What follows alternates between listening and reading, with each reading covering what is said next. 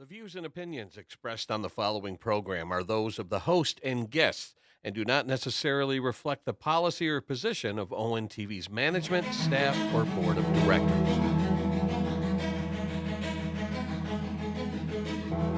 Detroit basketball.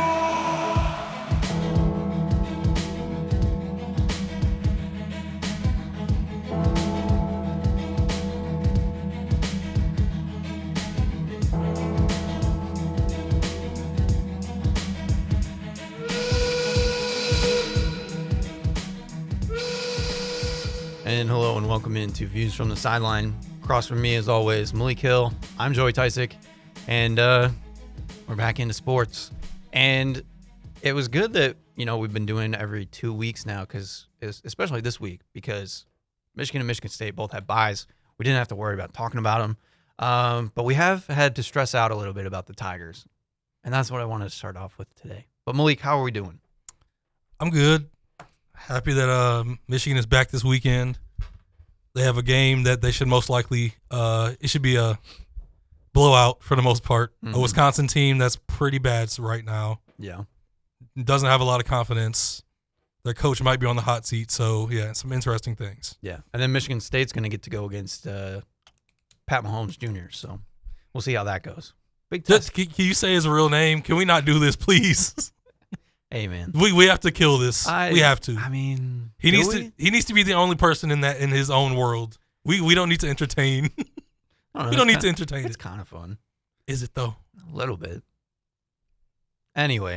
I was about to say we might go back and forth on this for a few minutes. What's not fun is that the Tigers are still in their wild card. So we kind of mentioned it a couple weeks ago that the Tigers were losing ground to the Guardians. Well, they finally fully lost ground to the Guardians. They blew the biggest division lead of all time, which 15 and a half games. Yeah. So to a Cleveland Guardian team that is technically not very good. Just decent at best. I'm pretty sure they still finished their year with a negative runs scored versus runs against on the season, I think. Don't quote me on it, but I know they were for a while. So not very good at producing runs. Their pitching is pretty solid, though, and they do have some good quality players, but no way should the Tigers have blown that lead. However, I think it's sort of fitting because of what the Tigers did last year to make it into the wild card. But either way, it was disappointing the way they finished their season. And then they got into the AL wild card against the Guardians, of course, and they're the 6th seed, the last seed.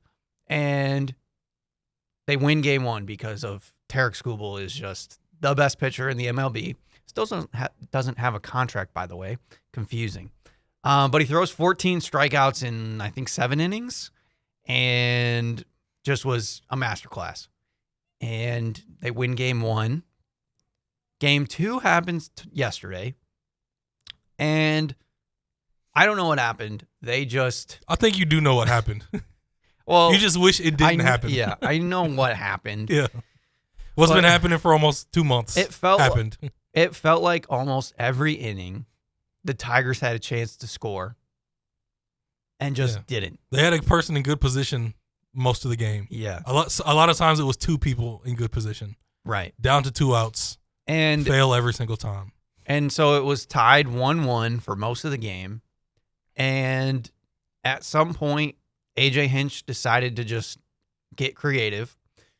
And after just 3 innings, he pulled Casey Mize. And Casey Mize had 60 pitches, so sure, he was getting up there in pitch count. But 3 innings, come on.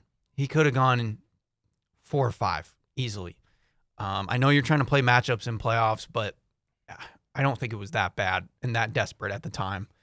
And then later in the game, he decides to pull Riley Green from Jahmai Jones. Interesting, pulling your best batter at that time in a tied game just for, hitting reasons. I think it was a lefty that was at the mound or something. Anyway, and then not only that, it's like they put in a rookie reliever late in the game and gave up 2 late home runs that basically sealed the game. And the Tigers lose 1-6. Not only did AJ Hinch get creative in that aspect, but he didn't get creative when players were on the bases. What happened to, like, the basic, like, sacrifice flies or sack bunts and, like, advancing runners to second and third? Like, those kind of things just didn't happen in that game yesterday. And it just was confused. That's where the confusing part came in. Because AJ Hinch tried to do all these weird things, but didn't try to just go up marginally, get one run at a time or something like that. Like, that's all we needed. And there was the other not controversial. I don't think it's controversial. Was it Zach McKinstry was he running? I can't remember. He was running to third and he slid and he got tagged out, just barely missed the bag. And then, they called it safe and then they reviewed it and then they said it was, yeah. And the other problem with that, I don't remember if it was Dingler in front of him that was watching the play. So he didn't get to home before the out occurred. So they didn't get the extra run when they could have taken a 2-1 lead. So it was just like a mess of I'm going to things. be when it went to commercial break and they called it out, for some reason I thought the run was still would stand, and then it came back from the break and it was 1-1. Yeah. I was like, okay, that kind of just like killed some momentum. Right. Yeah. I also was like, okay, well, yeah, he's definitely out, but at least it's 2-1. And then they show the replay and you're like, what is he doing? Yeah. Why is he watching the play? Just hustle to the plate. Like, it's going to be a force. Like, it didn't make sense to me. Anyway, I don't keep up with baseball enough, and as soon as they pull me back in, I'm, like, frustrated from little things. So now the Tigers have to play Game 3 today with momentum going to Cleveland, and it's just, I don't know, it doesn't feel good. We got Jack Flaherty on the mound. He's been very up and down this season. And if the Tigers keep leaving people on base, there's no way they're going to win. I think the stat is something like they're 2 for 20 or something like that with runners in scoring position, which you just can't win baseball games that way. Like, they looked way better yesterday. They were shredding the Cleveland pitching, but they just could not get that player across home plate. Nobody can make a hit when it's time to make a big hit. At the right time. Yeah. Everybody makes hits to get up to a moment. Yeah. And it was wild because they kept getting, like, a ton of 2-out hits even. And I was like, wow, they got momentum with 2 outs. That's crazy. And they just could not get something to go across. And then Cleveland wins with, 3 home runs? I think that was basically it. And so that was just frustrating. And, I don't know. Cleveland's just made way more efficient. We'll find out in, less than, 30 minutes? That game will start. So hopefully they can figure it out, but we were talking before that, they got to play Seattle if they win this series, I believe. Or does it get reseeded and they play the Blue Jays? I think it's just a bracket. I think they would just play Seattle. I'm staying quiet because I'm not sure. So either way, the point stands. They'll be in a rough spot. Absolutely. No matter what. Yeah, absolutely. I actually feel like, well, don't hold me to this. I feel like they would maybe match up a little bit better against the Blue Jays, but I can't be for certain there. Just because Seattle's just got so much offensive firepower. I don't know how they compete with that, the way that they're playing offensively. So it's just frustrating. It's fun to watch because, again, I can't watch them throughout the year because of good old FanDuel, Bally, whatever it is nowadays. So it's fun to be able to watch them, but also frustrating at the same time because of the way they've limped down the stretch. How do you feel about the Tigers? Have you been watching it all? Enjoying it? I've been in and I've been out.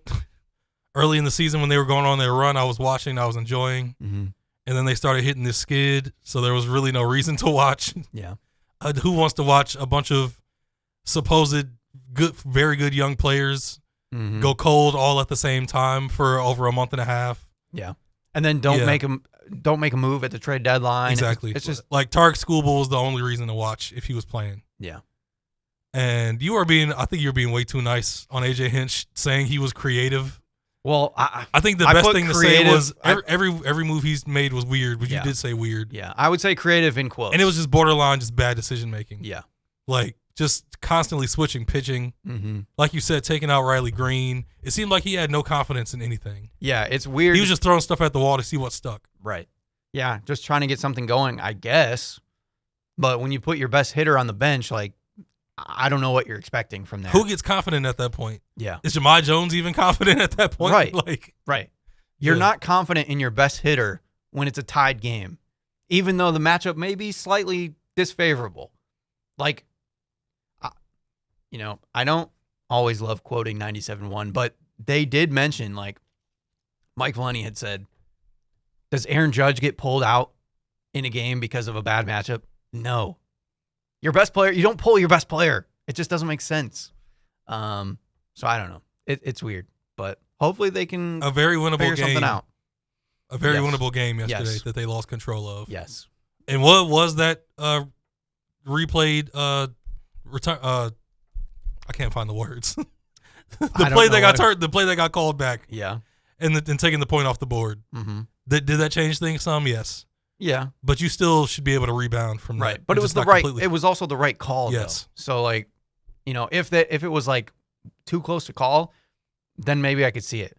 But when they showed the like angle, when they showed the runner coming at third base, you could see that his right arm like just missed the bag, and so his left hand was behind, and so by the time his left hand hit, he was already tagged. If he would have had his right hand over, he would have been easily in. But I don't know. He just missed the bag. So embarrassing on all fronts.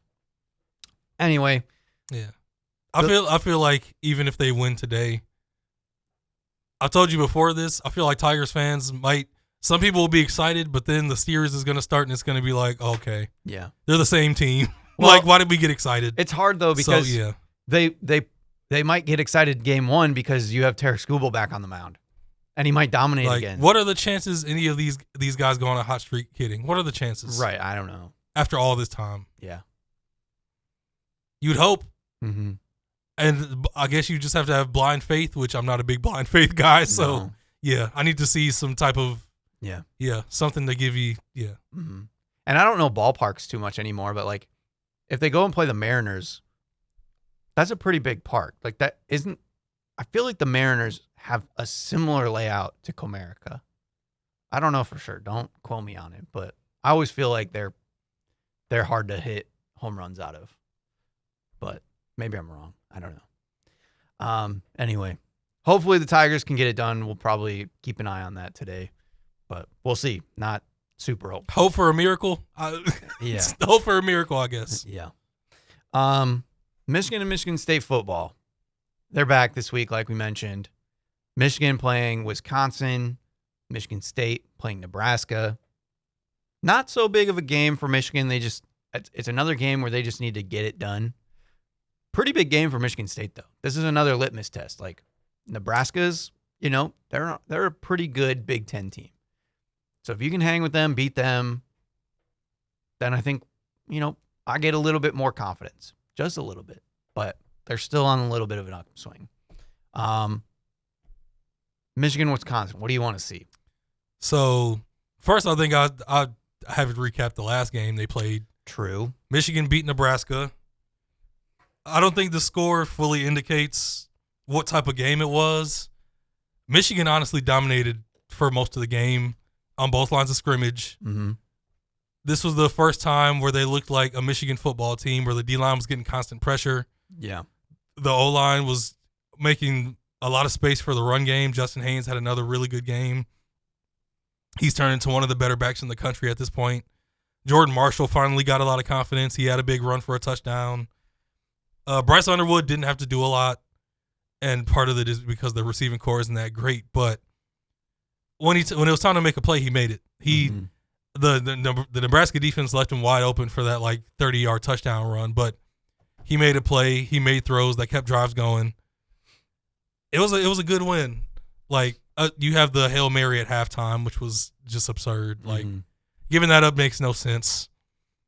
And then even with pressure, Dylan Raiola had a pretty good game. Yeah. But I also think that's kind of skewed because he was all right. He didn't take a lot of shots.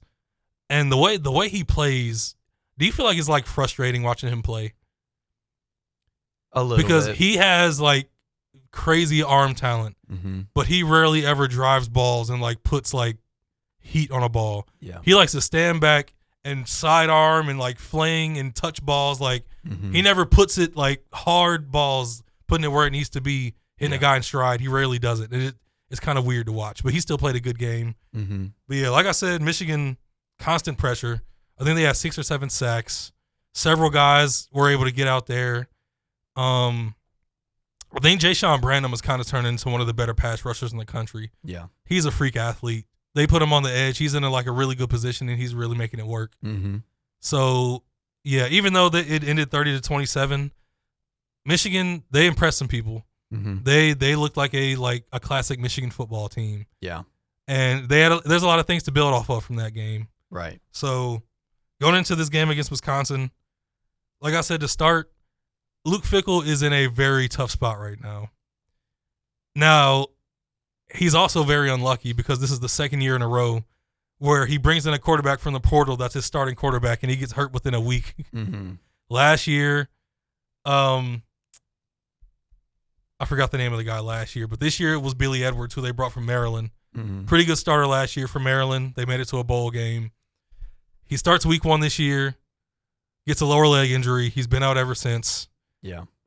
So, yeah, they've been playing a backup, Danny O'Neal, who transferred from San Diego State and hasn't been great. But the main problem with Wisconsin is their run game hasn't been very good either. Yeah. And was it the kid from he played former Miami quarterback? Yeah. Van Dyke. Yes. Tyler Van Dyke. Yeah. He got hurt last Got year. there. This year, Billy Edwards gets hurt, so there's bad luck. But like I said, as long as we've been watching Wisconsin football, running backs, offensive linemen, play off of those, play action passes, that's been their offense. Yeah. Luke Fickell comes in. First, he tries to go air raid, which, it's Wisconsin. What are you doing? Within a year, he switches and tries to go more balanced. Right. Now, it seems like the O-line development has fallen off. The running backs seem talented, but they don't have much room to run. The creativity of the offense everything seems off. There's no balance. There's no flow of offense. Yeah. Under Luke Fickell. And it's been looking ugly. Yeah. They got embarrassed in Tuscaloosa against Alabama. They kind of got blown out at home against Maryland, who also has a impressive freshman quarterback in Malik Washington. But Wisconsin has not looked very good. And this is kind of an important game for Luke Fickell. Yeah. But going into Michigan with them gaining momentum is really tough. Bryce Underwood has gotten more comfortable. They're using his legs more. Yeah. Like I said, the run game is finally taking effect. Right. Their pass rush has started going. They still have their issues with the defensive backs, whether it's young guys or just immaturity and inconsistent play. Another thing, Brandon Hillman with that unsportsmanlike conduct penalty against Nebraska, yeah. You got him off the field. It's 4th and 20. Yeah, what are you doing? And then you start doing a Key and Peele, pump and celebrate. What's happening? Right. So, yeah, I don't think this is a very good matchup for Wisconsin, especially in Ann Arbor. It's going to be a maze out. It's a noon game. I think people are going to be hype. I'm going to be there for a tailgate and probably at the game, so it'll be a fun experience. Yeah. I've been to 4 Michigan games, I think. So, yeah, excited to see it live, but it's not a good time. Not good timing for Wisconsin. Right. Not good timing at all. And I'm sure though they'll show some fight, especially in the first half. But if Michigan hits a few big plays and Bryce Underwood is comfortable and the run game there's only so much Wisconsin's going to be able to do. Right. And Danny O'Neal is not confident enough in an inconsistent offense to really get things going, especially with the pass rush and Jayshon Barham. I don't see Wisconsin really playing it. I could see this being a 42-13 game, 42-17 maybe. They score late, but yeah, I see Michigan controlling it for the most part throughout. Right. Yeah. Cool. Yeah, and then Michigan State, they're coming off their first loss of the season to USC. I think they actually played pretty good in this game. They kind of went down early and actually made a comeback in the third quarter and brought it within 7. And then their defense just kind of let back up, and USC went back up 45-24.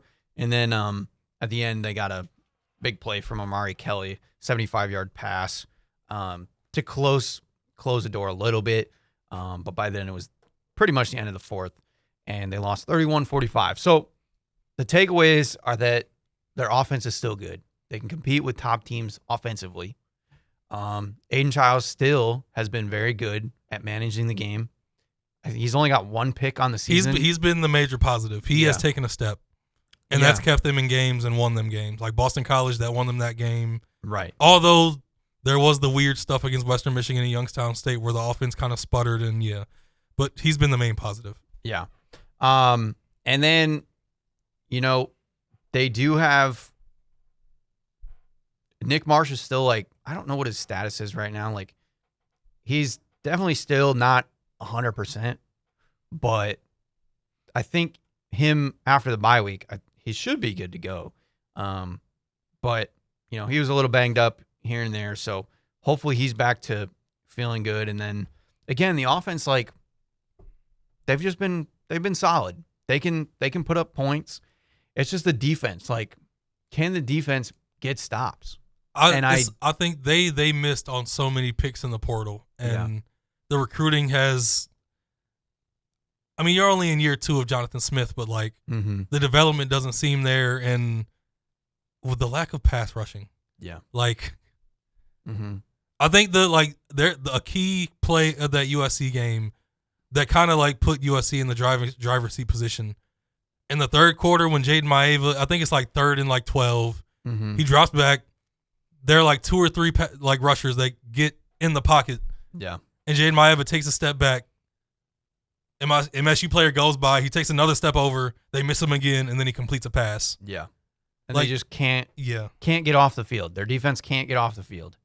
And that's been a big problem. Like, I just looked it up. They have 6 total sacks for the season. Yeah.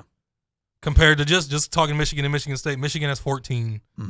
MSU has 6 sacks. Well, and I think Aiden Childs has been sacked about 8 times himself. So offensive line is still not perfect. They're better, but still, I think if they could even bolster their offensive line, then, give Aiden just that much more time even at times, he could maybe carry this team a little bit more. So it's tough that they're going to be at Nebraska. I think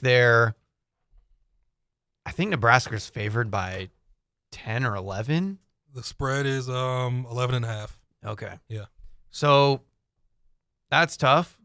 They were 18.5 underdogs to USC, I believe it was. And I don't know. I just feel like they should be able to hang with Nebraska a little bit better. I think. I'm sorry, I interrupted you. No, go ahead. Seeing how they played at USC, the lack of pressure, like Michigan got constant pressure and hit Dylan Raiola a lot, and he still was able to have a decent game. Yeah. MSU's secondary isn't that great either. And if you give Dylan Raiola time, he's going to hit open guys. Now, he can also make mistakes. He threw a pick in the first half against Michigan, and I think they scored off of it. But, like, if you get no pressure on his face, he's going to pick you apart. Yeah.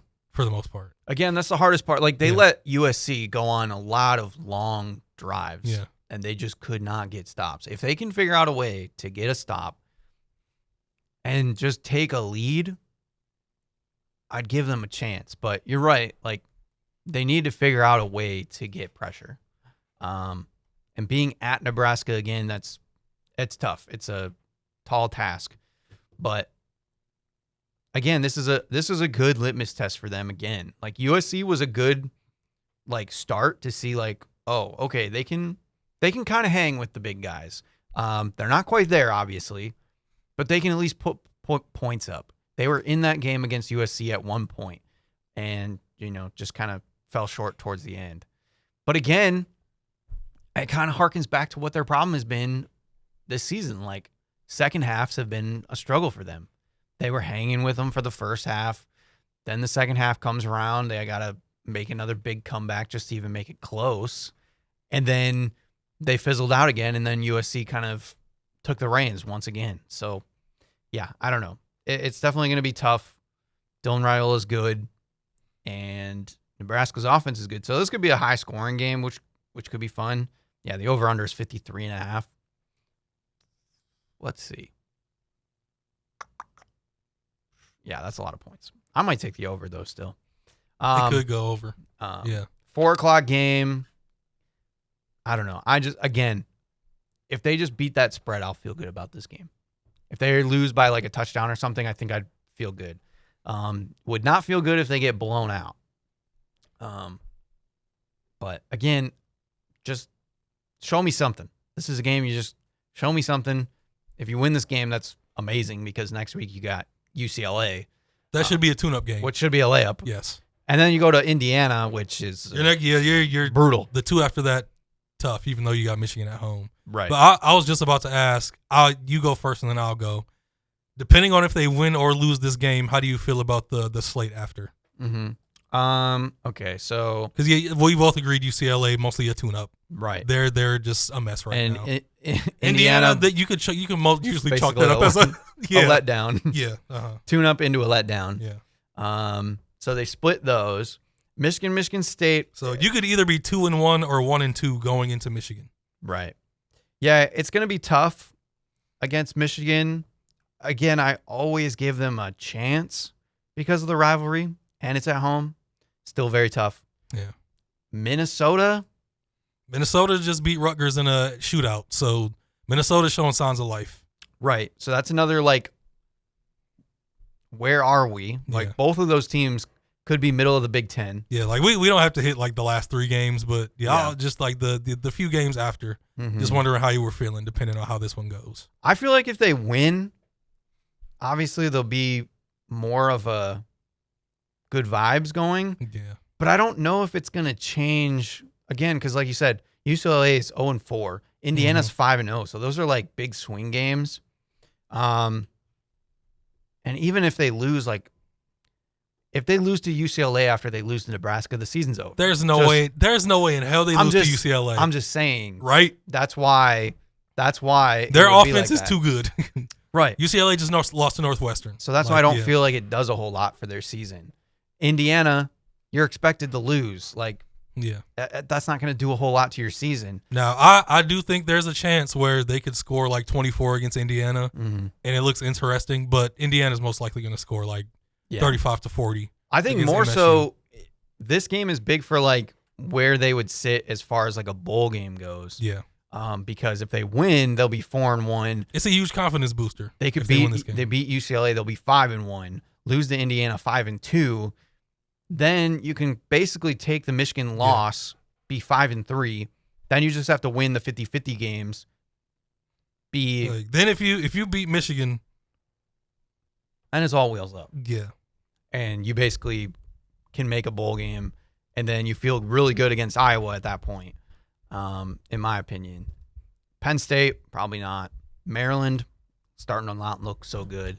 Well, Maryland, even though it was Wisconsin, going into Wisconsin and treating them like they did that in that game was pretty impressive. Right. Especially with a freshman quarterback who was a 5-star. But right. So that's what I'm saying. Malik Washington is pretty impressive. Maryland's starting to look pretty darn good. Yeah. They got Washington at 3:30 this Saturday, so we'll see how they look. Yeah. Against a pretty fun team in Washington. Mm-hmm.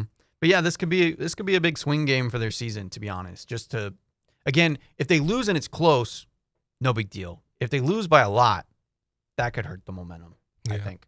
And then that makes it real tough to get that bowl game. Because UCLA would be a win, maybe Minnesota, then you have to get Iowa. That's tough. So that's why this would be a huge win if they could pull it off. It's tough, but I think it's technically doable, but it might be a shootout. So we'll see going from there. Outside of that, I'll let you talk about some of the other top teams, but we got to talk about our boy. He's become our boy now. Which boy are we talking about? Come on. Our boy in college football? Yes. Come on. We have to talk about our boy. Come on. I feel like I'm letting you down. Like I'm completely drawing a blank right now at our boy. Think about it. I know it's not who I think it is. Who do you think it is? Like, I want to say Diego Pavia, but I know it's not that. No. It's not Arch Manning. No. Come on, who's our boy? Think about it. You talked about him 2 weeks ago. Who did I talk about 2 weeks ago? The surprise of the season. I didn't talk about North A Texas. local guy. Come on. Listen, this shows you how terrible my memory is from day to day. Who's been the, like... Oh, Trinidad Chambliss. Thank Boom. you. Thank Trinidad you. Chambliss. Yes. The Mississippi man himself. He is doing it. The Mississippi, Michigan man. He continues to do things. Yes. He just beat LSU. 24 and LSU, they're dealing with some issues right now. Yeah. They had horrible defense with Jaden Daniels. Now they have bad offense with Garrett Nussmeier. Like, I don't know what Brian Kelly has done to that program. Yeah. But it was a good win for Ole Miss either way. Right. So yeah, Trinidad, he's keeping it rolling, man. Yeah. They got Washington State this week. Then the big game, they go to Georgia. Ole Miss has Washington State. Yes. Ole Miss plays Oh, no, Washington. they're off this week. Washington Oh. State next week, though. They do have Washington State. Why does Ole Miss play? Because why not? I'm looking this up because I'm confused. Why in the hell does Ole Miss play? Washington State coming to Ole Miss. Washington? What in the? Okay, we can keep going. That threw me off hard. I didn't know that was happening. That's their But, tune-up. okay. Their tune-up for Georgia and Oklahoma back-to-back. Hey, that's a better tune-up than like when Alabama plays Mercer or like Georgia plays Yeah. Kennesaw State. Like Right. that's a slightly better tune-up. Mm-hmm. But that could be a fun game. Yeah. And yeah, I don't know. Just watching Trinidad Chambliss, I have paid attention a little bit more, and like, he's been throwing great. He's been running He's great. just a baller, man. He's just like he's fun. a gamer. Yeah. And like, people keep saying like, why was he in Division II so long? Everybody's timeline is different, man. It's crazy that Yeah. all of a sudden he just comes to Ole Miss, and it's like no different than playing D2. But he came and took a backup role for a reason. I think Yeah. there was another school that wanted him to play as a starter. I heard it on a podcast earlier this week. Mm-hmm. He was either going to take I think it was Temple. He was going to fight for the starting job at Temple. Could you imagine him at Temple? Well, the crazy thing is their starting quarterback has like 10 touchdowns and no picks right now, so he's playing pretty well. But yeah, he might have tore it up for Temple. But hey, he came to Ole Miss and took the backup job. Mm-hmm. Wanted some SEC time, and he got his chance, and he's taking advantage of it. Yeah, and if he's able to like shred Georgia and Oklahoma, like, I mean, Oklahoma's defense isn't as good, but still, like, Actually, Oklahoma's defense is yeah, that's true. They're Yeah, better they're- than they have. been in the their front past. seven has been like kind of lights true. out. Yeah. Yeah, that would be crazy. Yeah. And But Oklahoma doesn't have John Mateer right now, so right, yeah. but he does that too. Like in the SEC, can you be in the Heisman even though you didn't play the first 3 games? If he lights up the SEC and they go undefeated the rest of the season, he will be up there. That's crazy. That'd be so cool. Yes, It'd be cool. one of the greatest out of nowhere Heisman's. He would be up there. Just a cool storyline. Yeah. What else you got in college football? So I want to start off talking about not one of the top conferences. Okay. I want to mention the American Conference, Joey. What do you know about the American? Not much. What you should know about the American, 3 undefeated teams right now. Okay. Memphis, who's been good for like the past like 5-6 years, even past that. They have a good program running. Yeah, they have some good players.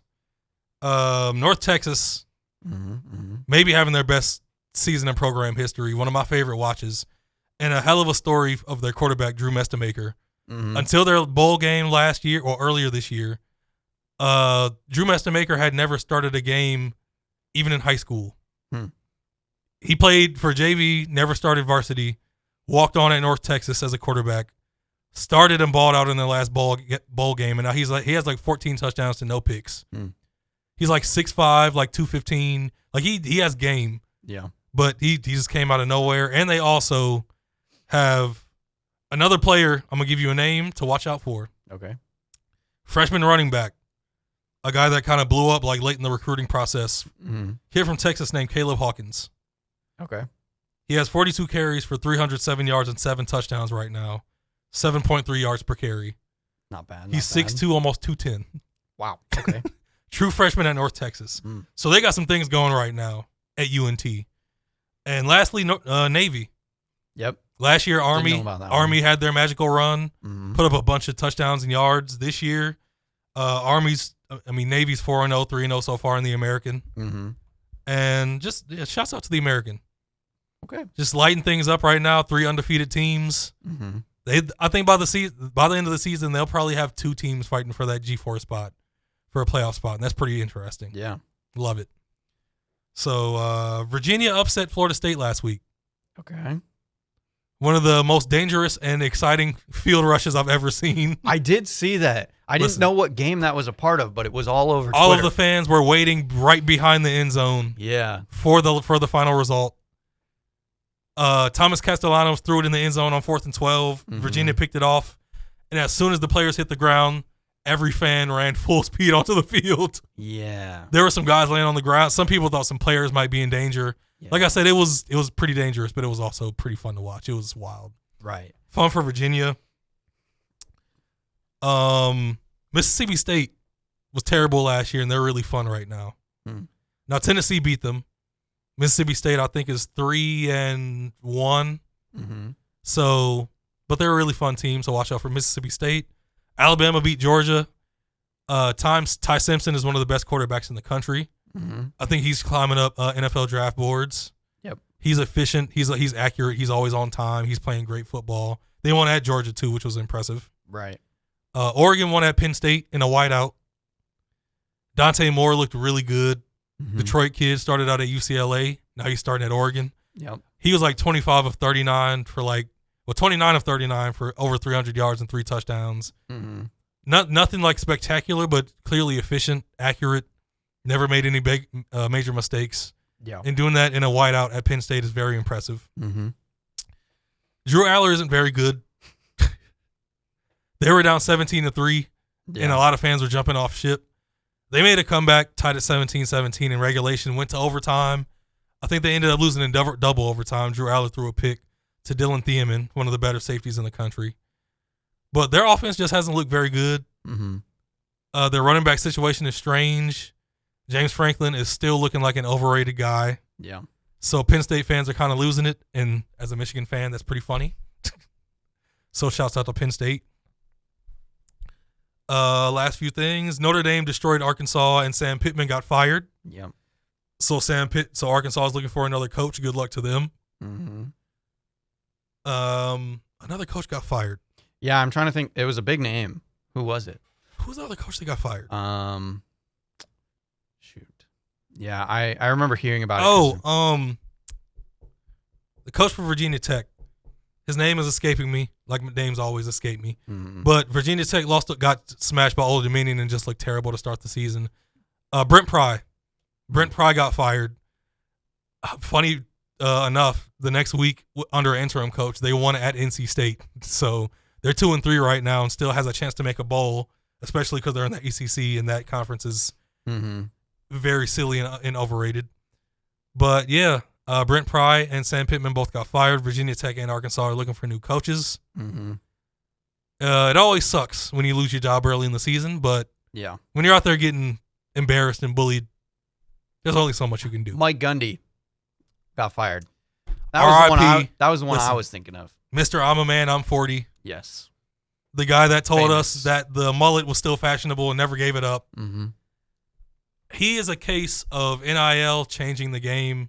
Yeah. And you not changing with it, which I don't feel sorry for him in that aspect, to be honest. Like Dabo Swinney isn't changing. Mm-hmm. I don't feel sorry for him. There were a lot of people that came out like it's unfortunate that NIL changed the game and Mike Gundy is a program built like Sure. you gotta adjust with the times. Yeah. Like Nick Saban is the GOAT because he adjusted every time the sport changed Mm-hmm. and he maintained greatness at all areas. Yeah. Now he did leave when things started getting extra. Right. But hey, maybe Mike Gundy should. He was the one that left. A lot of guys stayed. Y'all didn't change. It is what it is. Right. Mike Gundy had a hell of a run. Mm-hmm. I think from 2004 all the way up to like 2 or 3 years ago, they made a bowl game every year. Right. 18 years straight of making a bowl is amazing. Mm-hmm. They never made the deep run that fans thought they could have made at a few times. Mm-hmm. They had a few great teams like the Brandon Whedon team. They had a wide receiver that got drafted to the Jaguars. I can't remember. James Blackman. Yes. He was an absolute Justin Blackman. Justin Blackman. Yes. Absolute monster in college. flamed out in the NFL. Had some I was going to say issues. both those players you mentioned were busts in the NFL. Big time bust. Brandon Weeden was 28 as a rookie for the Cleveland Browns. Yeah. That shows where the Browns are. Well, yeah. The Browns have had, 41 quarterbacks but in the last 10 years? Mason Rudolph, James Washington, he's had so many good quarterbacks, so many good receivers. Mm-hmm.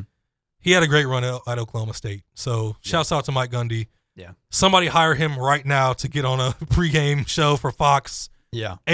Whoever. He's a personality. Because, he will be fantastic on the mic. Mm-hmm. But, Illinois beat USC. yeah.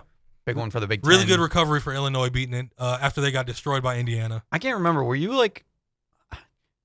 don't take this the wrong way, but were you a Luke Altmaier hater? No. Okay. I never hated Luke Altmaier. Okay. I just couldn't remember. Yeah. I like him. I was trying to figure out if that was one of your guys that, like the Kenny Pickett thing that you hated on and then has blown up this year. Yeah, I'm a Luke. I like a Luke Altmaier. Okay. But Okay. big games of this weekend. Vanderbilt 5-0. Yeah. Ranked 16th going to Tuscaloosa. They beat Alabama last year. Mm-hmm. I don't see a miracle happening again. Alabama's kind of rolling again. Ty Simpson is in the zone. Mm-hmm. Their defense woke up. They're playing aggressive.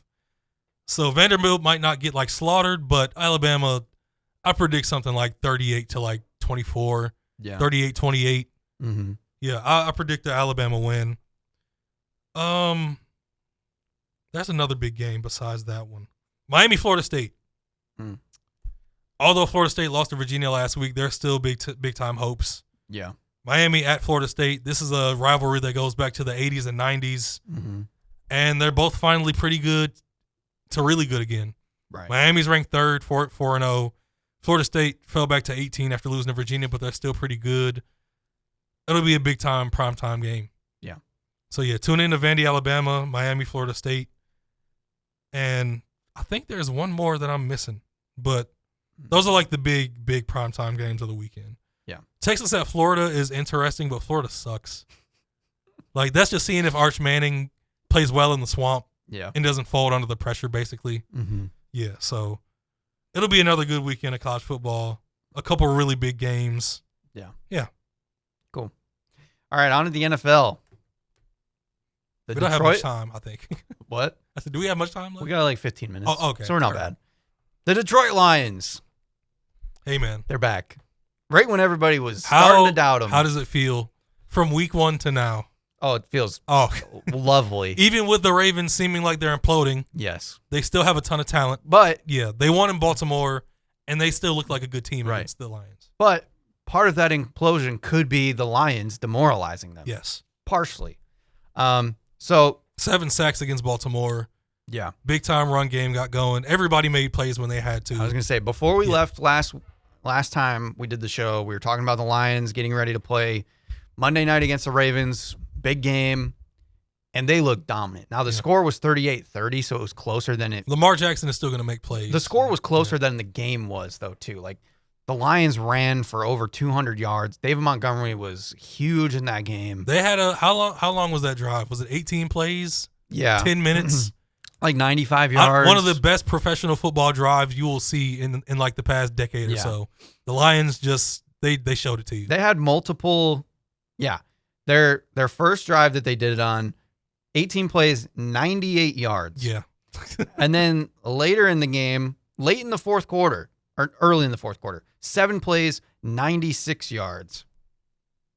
They just dominated. Yeah, they showed you what a high-level professional team is supposed to look like. I guess that first one, the 98-yard, 18-play one. How many third and longs did they convert? 11-minute drive. 11 minutes. Yeah. Almost an entire quarter. Yeah. Now, incredible. The disappointment was they let Rashad Bateman get a touchdown at the end of the half. Yeah. You get to that failed offensive drive that gave the Ravens the ball back. It was a lot of mess. Right. They let Mark Andrews kind of do his thing, so they went down early in the second half, but they responded really well. Amon-Ra St. Brown was great. Jahmyr Gibbs was great. David Montgomery busted off that long 70-yard run. Yeah. Yeah, he had big plays when he needed it. The offensive line was way better than they had been, and they keep improving, which is great. They played great last week against Cleveland. No sacks against one of the best D-lines in the league. That's the thing we forgot to mention about the Ravens game. They had 7 sacks on Lamar Jackson. Aquadine. It was crazy. Al Muhammad, 2.5 sacks. It was insane. Yeah. They got pressure everywhere. They played the spy like perfectly. Yes. All game. Anzalone and Jack Campbell just did not let Listen. Lamar go. My stock in Jack Campbell, I'm happy that it's finally starting to hit. Yeah. Because he is looking like a field general. Yeah. And that is exactly what I thought he was. They did say like he's doing a lot more of the defensive play calling. Yeah. And audibles and things. So he is taking a bigger role there, working alongside Anzalone. So that's cool to see him taking over the defense, especially over the middle. Yeah. But actually, I like him, Barnes, and Anzalone together a lot. Yeah. Especially if they stay healthy. Right. So they just looked good everywhere. Jared didn't have to really do much. The DBs, the corners specifically, have been like the one weak spot. But outside of that, yeah. Right. They had no turnovers in that game either. They made Derrick Henry cry on the sidelines, basically. It looked like after that great. fumble that Hutch forced, which he's gotten into a groove again the past two games, it looked like he slipped while he was trying to slam his helmet on the sideline. Yeah. He was emotional in the second half. Yeah. And then like we mentioned, they beat the Browns last week. The Browns did score first, which was weird. And then the Lions just took over. They won the game 34-10. Same thing. They ran the ball really well again, and which is good because Cleveland's run defense is really good. Their defense overall is good. Yeah. Jared did have one bad interception in that game. But it seemed like a miscommunication. Yes. But they pressured Flacco. They basically made Cleveland bench Flacco this week. So yeah, rest in peace. Really great high level play from DJ Reed. Yeah, where he caught that pick off the ground and jumped up and ran it back down to the goal line. And defense played good again. They got 3 sacks on Joe Flacco. I think, did Hutch have 2 in this game? Yeah, he had 2. Yeah. He had 2. He had more pressures. Like he was in their their pocket constantly. Yep. And he should have had another sack, but it got called back because of a flag. Right. Because he stripped Joe Flacco the first time and they called it back. Yeah. They got 2 interceptions from one from DJ Reed and one from Kirby Joseph. Khalif Raymond returned a punt. Yeah. So it was just exciting. And then now, like, they have the Bengals this week, which was a scary one at first, but now that Joe Burrow's hurt, they got Jake Browning, who's looked awful. I've seen nothing but apathy from Bengals fans over the past 2 days. Like, boy, I can't wait till it's 70 and they throw a goal line fade to Penei Sewell. The thing that I saw on Twitter today was somebody posted a picture of their car being broken into, and they said, "Man, I had 2 tickets for the Bengals game, and now I have 4." Yeah. Like somebody broke into their car just to put tickets in there. Don't get too cocky. On though. paper, it's one of the bigger mismatches of the season, but Yes. it's still the NFL, and Right. things still happen. We've seen Jake Browning be solid last year when Joe Burrow was out for a couple games. And Jamar Chase is still Jamar Chase. DJ Reed is on the IR right now, so he's going to be gone for 4 games. Yeah. Terrion Arnold is not the greatest. But everybody else in the secondary is healthy, so we should be okay. I'm hoping that Amik Robertson just does what he did against Justin Jefferson and just lock in against Jamar Chase, because that would be such a cool story if he did that, if he was able to do that again. But either way, like, it is tough to guard Jamar Chase and T. Higgins.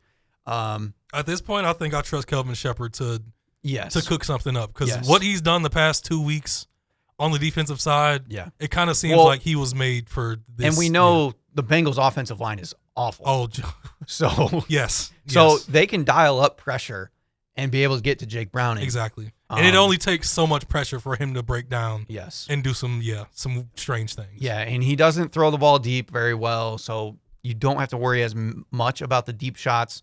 But again, might be a lot of trick plays and a lot of craziness from the Bengals. But it's like you said, it's an NFL game, so you can't take it lightly. Yeah. But they should be able to get it done in this game. And then get ready for the week after that. They're going to play the Chiefs on Sunday night, which is going to be, that could be really fun to give it a try, to see where they're at again. Because the Chiefs, Pat Mahomes looks like he's getting into his groove again. So, yeah, they don't have a ton of offense going right now for the Chiefs, but, you know, they're still 2-2. They're playing pretty good. I mean, like I said, the Ravens have been falling apart, especially on defense. But 4 touchdowns against that Ravens defense, he looked really comfortable. But yeah, when at one point the Lions' schedule was looking very tough, with injuries starting to rack up and just things happening around the league as the league is kind of getting molded. The next 4 games don't look that scary. No, They don't. Yeah. Because the Chiefs, that's on the road on Sunday night, so that's not easy. That's the toughest one of the next 4. I don't know. I would say Monday night against. Oh no, that's at home though. They play the Bucks at home on Monday night. That'll be a challenge because Baker always shows up against Detroit. But right. Yeah. But it's at home on a Monday night. Jared Goff has been phenomenal on Monday nights if you look at his stats. So that's exciting to see. And and then they have after that, Vikings and Commanders. They got a bye week, so like things start to look a lot more promising going forward than they did at one point. Yeah. That Ravens win was huge for momentum. If they're able to win these next 2 games, they're going to be back in the driver's seat like they were last year, and almost anything is possible, I think, at that point. Anything else on the Lions that you wanted to bring up that you're excited about? Or it's just been nice to see them looking like the team they've been the past 2 years. Yeah. Oh, I was going to bring up just like John Morton in general. Like, yeah, it seemed like they've figured things out. I think a lot of people have been, especially Lions fans, have been saying like everybody was going crazy about Ben Johnson and what he did for this offense. Like, It seems like Dan Campbell has had just as much of a hand in the offense as Ben Johnson, because I don't think John Morton is some like insane offensive coordinator. I think he's probably pretty good, but would you say Dan Campbell is like even more important than John Morton when it comes to this offense in the decisions that are made? Yeah. Yes. I think they go hand in hand. But like a lot of people were mentioning when the Lions, I don't even remember what game it was. Was that in the Ravens game or the game prior against the Bears? When they did I think it was against the Bears. When Amon-Ra did the lateral to that was against the Gibbs. Ravens, yeah. Oh, it was against the Ravens? Mm-hmm. People mentioned like that was run by the Cowboys when Dan Campbell played for them. Yeah. The Saints ran it when he was on their assistant team. Mm-hmm. Like, so obviously, yes, Dan Campbell is more knowledgeable than people think. I know because he's been around the league and coaching for over 20 years. And it's because of the kneecap quotes and things. I think people that's just his personality. Don't remember like this guy is smart. He's a coach for a reason. He played for Bill Parcells. Yes. He played for Sean Payton. He coached with Sean Payton. Like, yes. He has learned from the very best of the game. Mm-hmm. And the staff that he was on with in Miami has a bunch of guys that have been in the league forever. So, yeah, he knows his stuff. And because he gives so much confidence, I think, to the offense as well, that they're willing to run almost anything. So, yeah, it's good to see that they're back in line. Again, the offensive line just getting going again, that they're finally, like, they're in sync. And that first game just, everything was new. Everything seemed out of sync, and they weren't fully on the same page with everybody. And look what happened to the Packers. Everybody was so excited about the Packers. What did I say? And now they look pretty normal again. I don't really understand the Packers hype. No, their offense is explosive. Yes. But their defense still has Micah Parsons. Seeing what the Cowboys did against their defense shows there's a way. Right. Yeah, there's a way. They lost to the Browns. They tied with the Cowboys. Yeah.